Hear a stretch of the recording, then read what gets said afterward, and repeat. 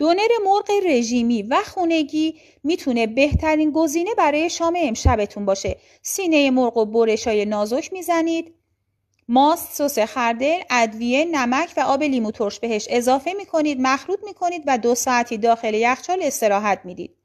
حالا کف تابه یه لایه پیاز، یه لایه فلفل دلمه، لایه بعد مرغ‌های مرینیت، قارچ اسلایس شده و گوجه هایی که پوست گرفتید و حلقه‌ای برش زدید.